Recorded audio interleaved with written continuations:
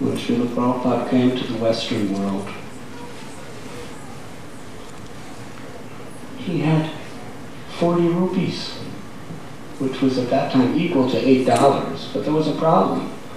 There was no bank, no shop, no human being in all of the United States of America that wanted anything to do with an Indian rupee. They were unchangeable. His 40 rupees were virtually worthless. Couldn't even write a letter on them.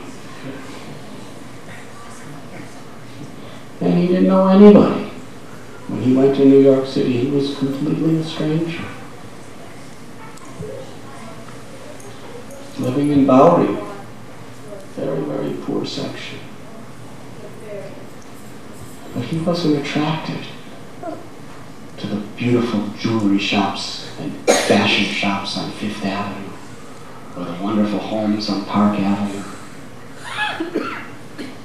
He wasn't attracted by the big corporate skyscrapers or the wonderful vehicles, Cadillacs, Mercedes.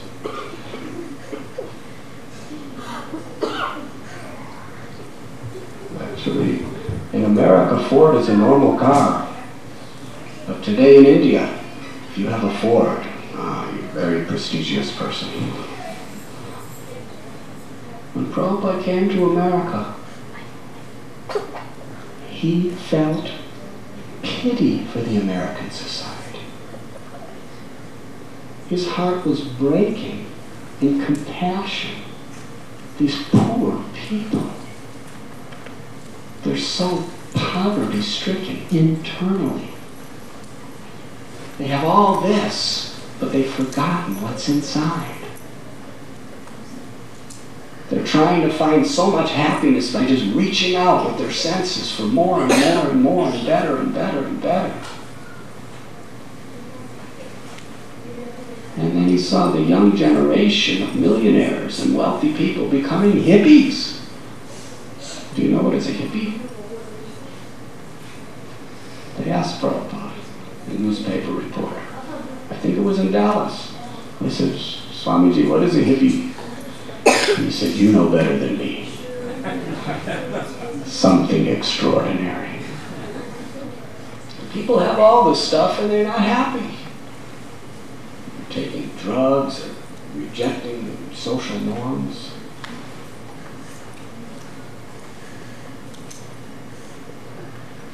Prabhupada understood what is real wealth and he wanted to share that. Real wealth is internal fulfillment.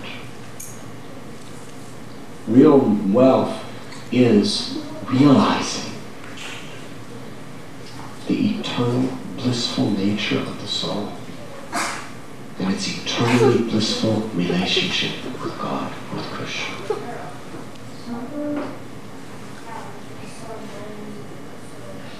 We find great personalities like Sanatana Goswami. There's a simple story. It's a true story.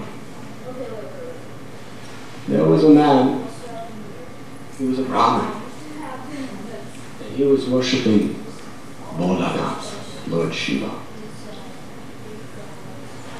And he really wanted wealth. So he did his tapasya, he did his yajna, he offered his prayers, and Lord Shiva appeared to him. Lord Shankar is Ashutosh. He's very easily pleased, and he likes to give benedictions. What would you like? He said, I want great wealth, material wealth. Would you like a touchstone? Shiromani? Yeah, touchstone. Touchstone, you touch it to metal, chant a mantra, and it becomes pure gold. That is the power of this mystic stone called touchstone. He said, that's what I want. He said, I know where there's a touchstone. Go to Vrindavan.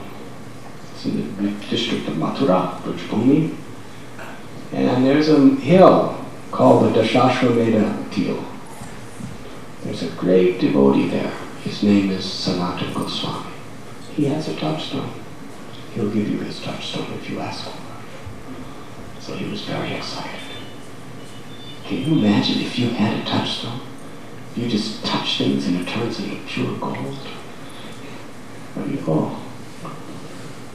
Of course, if you had one, you'd probably be murdered because somebody else wants it more than you. It's very dangerous to have anything that valuable today. You know? So he went to Sanatana Goswami. Sanatana Goswami was sitting chanting Harinam. He said, Lord Shiva sent me to you. Sanatana Goswami was a very dear, intimate friend of Lord Shiva. He always liked to live in places in Vrindavan where there were temples of Shiva. At Manasaganga, he lived right near Chankaleshwar Mahadev. In Vrindavan, he would regularly visit Gopeshwar Mahadev. So he said, oh, what did he say? He told me you have a touchstone. I want that touchstone. He said, you sure you want this touchstone? Yeah, I want this touchstone so much. I want this touchstone. Please give me that touchstone. He said, all right, you can have it. Where is it? It's over there. Where? Right there. Where? There. It's that's a pile of rubbish. He said, yeah, it's somewhere in that rubbish. So he went searching through the rubbish. He was rubbishing through the rubbish. And there he found, toward the bottom, touchstone. He took it home, he tried it. Gold. He was becoming a wealthy man. Then he began to think, why would Sanatana Goswami keep this touchstone in the garbage heap? Not only that, but he was just living in this little bhajan kutir made out of straw. He didn't have any gold. And yet he was the proprietor of this. If he's keeping a touchstone in a rubbish heap, he must have something more valuable than the touchstone. This is the way material acquisition is. No matter what you have, you can never be satisfied. That is 100% guaranteed by material nature, that you will never be satisfied whatever you get. Satisfaction may last for a little time, but then you're always wanting something better. Yes? So he had the touchstone, but he was thinking, if he has something better, then I have to have that. So he went all the way back to Sanatana Goswami and said, why did you keep your touchstone in the rubbish? You must have something better than this touchstone. Something that can create a greater treasure of wealth. Sanatana Goswami said, yes, I do. That's why I kept it in the rubbish. He said, I want it, please give me that. I said, I'll give it to you. But first, throw the touchstone in the river Jamuna. This was a leap of faith.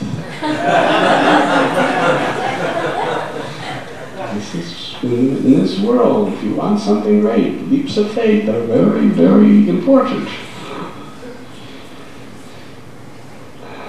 He had to throw it in the Jamuna.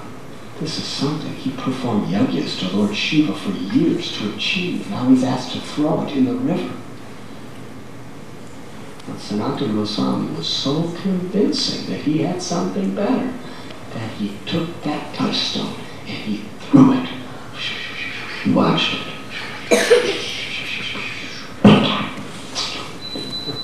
To the bottom of the Jamuna. Gone forever.